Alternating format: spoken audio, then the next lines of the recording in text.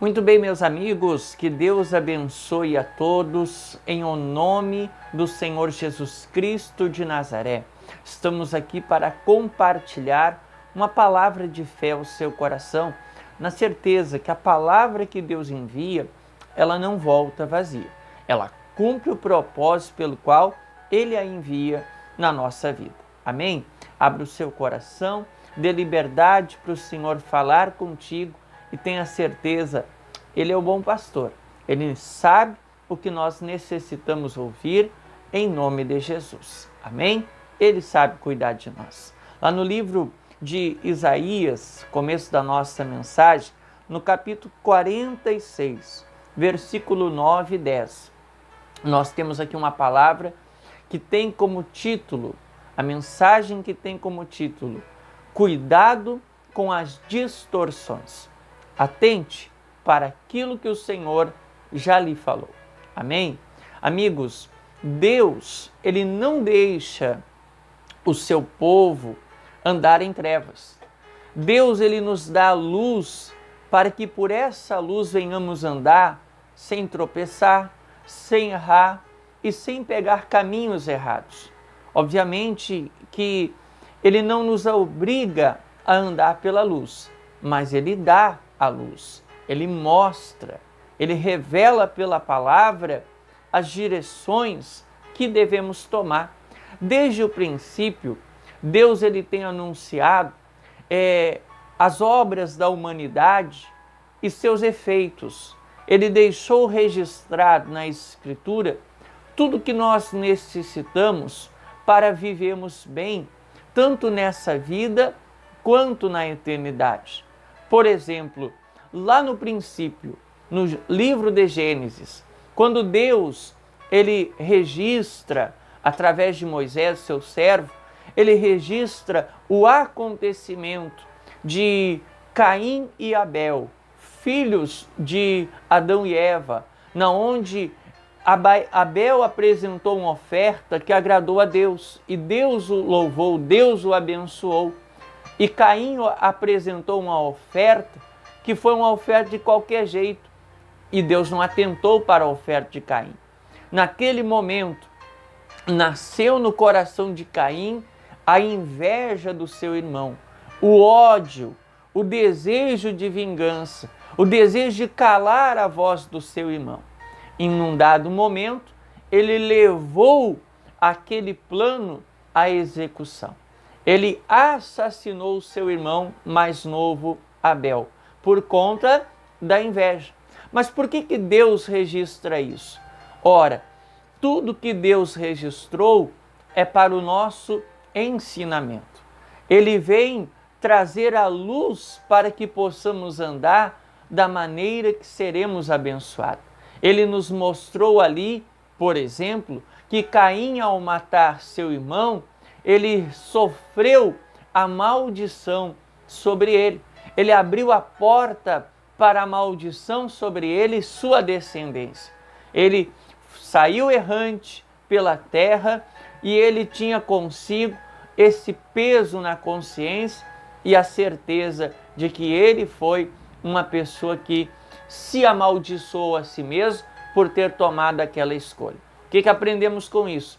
Quando nós abrimos a porta para o mal na nossa vida, nós vamos sofrer as mesmas consequências. Quando uma pessoa alimenta o ódio, a inveja, o desejo de vingança, quando uma pessoa ela deseja o mal para o próximo, independente das suas razões e motivos, se ela se entrega a esse tipo de sentimento, ela está caminhando no mesmo caminho de Caim e o resultado vai ser trágico. Se não houver arrependimento em tempo oportuno, essa pessoa vai sofrer uma grande e eterna maldição. Por quê? Porque ela agiu na direção do mal. Ela não agiu na luz de Deus. Mesmo tendo a luz, ela agiu nas trevas e as trevas é o destino dela, se ela não se voltar para a luz enquanto há oportunidade. Então, meus irmãos, tudo que Deus deixou escrito é para o nosso bem, é para o nosso ensinamento. E olha o que diz ali em Isaías 46, versículo 9 e 10. lembrai-vos das coisas passadas, desde a antiguidade, que eu sou Deus e não há outro Deus, não há outro semelhante a mim, que anuncia o fim desde o princípio. Deus anuncia as consequências de cada ação desde o princípio. Então erra quem quer, anda nas trevas quem quer, porque Deus, Ele anuncia, Ele ensina, Ele fala na consciência, Ele dá a palavra e, claro, cada um de nós somos senhor das nossas escolhas, mas somos escravos delas mesmas, das consequências delas mesmas. Então o que diz ali? As coisas que, desde a antiguidade, as coisas que hão de suceder ainda, que digo, o meu conselho será firme e farei toda a minha vontade. Amigo, amiga, quando nós estamos seguindo a palavra de Deus, na obediência à palavra, nós temos firmeza na nossa vida. Por quê? Porque é o conselho de Deus que está dirigindo o nosso coração, a nossa mente e a nossa vida. Se nós queremos ter firmeza em meio às batalhas, em meio às guerras, no dia a dia, em cada fase da vida, nós devemos aprender a seguir tão somente o conselho de Deus, toda a palavra que sai da boca de Deus. Essa nos dá firmeza, nos dá certeza. Essa é digna de toda confiança. Amém, meus irmãos? Então, coloque no teu coração isso. Cuide com as distorções. Cuide com os desvios que tem havido aí em meio, ao povo da fé. Muitos se têm desviado, muitos têm distorcido as Escrituras para que as Escrituras venham, de alguma maneira, fundamentar, dar base, apoiar os seus pecados. Isso é um engano e é uma armadilha, uma astúcia de Satanás, que a Bíblia Sagrada diz que viria fortemente a acontecer no final dos tempos. Então você tem que estar atento. 2 Timóteo capítulo 4, 1 a 5, Deus, através de Paulo, alerta ao filho na fé, Timóteo, falando assim, que ele deveria investir em pregar a palavra, porque chegaria um tempo que as pessoas não suportariam mais a sã doutrina, o ensinamento de Cristo, não aceitariam mais a palavra de Deus na sua totalidade. Pelo contrário, amontoariam mestres para si, ou seja, elas iriam buscar um ensinamento que apoiasse o seu pecado, que fundamentasse o seu pecado, que passasse a mão por cima da sua cabeça. Isso é predito pelo Senhor que viria a acontecer no fim dos tempos. Por isso temos que cuidar com as distorções que virão e que já estão entre a humanidade. Distorções da palavra. Tem gente falando que tem que atualizar a Bíblia, que tem que mudar isso, mudar aquilo. Amigo, amiga, isso é entrar em condenação própria. Isso é caminhar para a perdição eterna. Lá em Apocalipse 22, ali no 17, 18, Deus deixou claro, ai daquele, que acrescentar alguma coisa à palavra ou que retirar.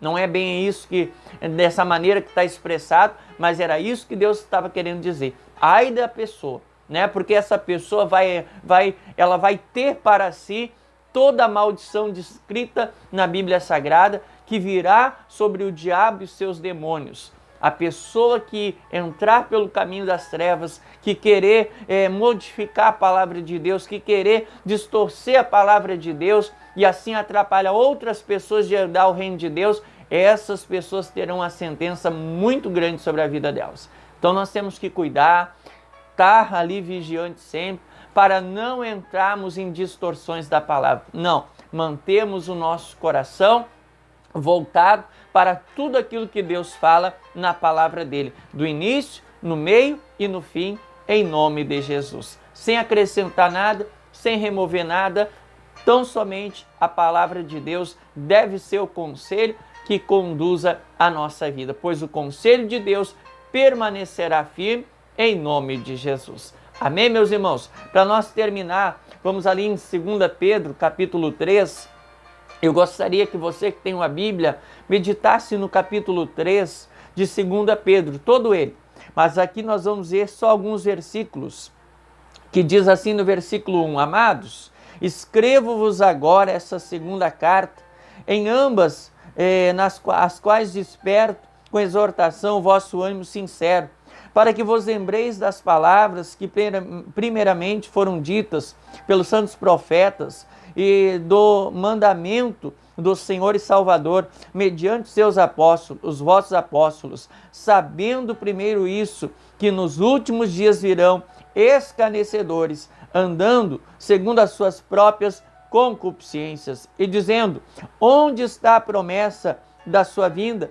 Porque desde que os pais dormiram, morreram, todas as coisas permanecem como dantes, o princípio da criação. O que Deus está falando aqui? Que chegará o tempo que muitos se levantarão, espíritos zombadores, pessoas com espíritos zombadores, para perseguir aqueles que estão na fé, para tentar plantar a dúvida nos corações que têm fé em Cristo e na volta de Cristo. Muitos procurarão usar esse argumento: mas eu ouvi falar isso há muito tempo, os antepassados já falavam que está chegando o fim, está chegando a volta de Jesus, né, e coisa e tal, mas cadê Jesus? Por que ele não veio ainda? E aí, não, isso aí é conversa fiada, vamos aproveitar a vida e coisas desse tipo. Então Deus, ele deixou dito que esse tipo de manifestação viria a acontecer, e muito, no final dos tempos. Pessoas tentando desacreditar a promessa de Deus, porque por parecer demorada a vinda do Senhor. Mas por que parece demorada a vinda do Senhor? Versículo 9. O Senhor não retarda a sua promessa, ainda que alguns a tenha por tardia, mas é longânimo para convosco, não querendo que alguns se percam, senão que todos venham se arrepender. Amém? Então, por que Deus está dando tempo para a humanidade? É porque Ele quer dar oportunidade para que a humanidade se arrependa e se volte para Ele e seja perdoada, e seja resgatada, e seja salva. Amém, meus irmãos? Então, Deus está dando tempo, Deus está dando oportunidade, mas isso não quer dizer que Ele não vai voltar, isso não quer dizer que o fim não virá para o mundo corrompido, e um novo começo haverá para aqueles que permanecerem fiéis e abraçarem a fé em Cristo, nosso Senhor e Salvador. Amém? O que diz no versículo 12? Aguardando e apressando-vos para a vinda do dia de Deus, em que os céus em fogo se desfarão e os elementos ardendo se fundirão. Amém? Olha que palavra séria. Assim como lá no princípio da criação, um dia Deus destruiu tudo através do dilúvio, haverá um dia que Deus destruirá tudo que é corrompido através do fogo que vai vir da parte dele. Ele vai desfazer tudo que há e vai criar novos céus e uma nova terra para aqueles que abraçarem a fé em Cristo, que souberem aproveitar o tempo da oportunidade para se voltarem para Deus, para abandonarem os seus pecados e se voltarem a uma vida com Deus. Amém? Então, guarde no coração, cuidado com as distorções. Haverão tempos de muita distorção da palavra de Deus, espíritos usando pessoas para desencaminhar outros do caminho da salvação e levá-los à perdição. Fique atento, busque conhecer cada vez mais o Senhor e a palavra dele, em nome de Jesus. Amém? Aí ali no versículo, vamos ver ali no versículo 10. Vamos voltar um pouquinho. Versículo 10 diz: mas o dia do Senhor virá como ladrão de noite, no qual os céus passarão em grande estrondo, e os elementos ardendo se desfarão, e a terra e as obras que nela há se queimarão. Amém? Então aqui diz que Deus está próximo a vir. Ele virá. Aí no 13, mas vós, segundo a promessa, mas nós, segundo a sua promessa, aguardamos novo céu e nova terra, em que habita a justiça.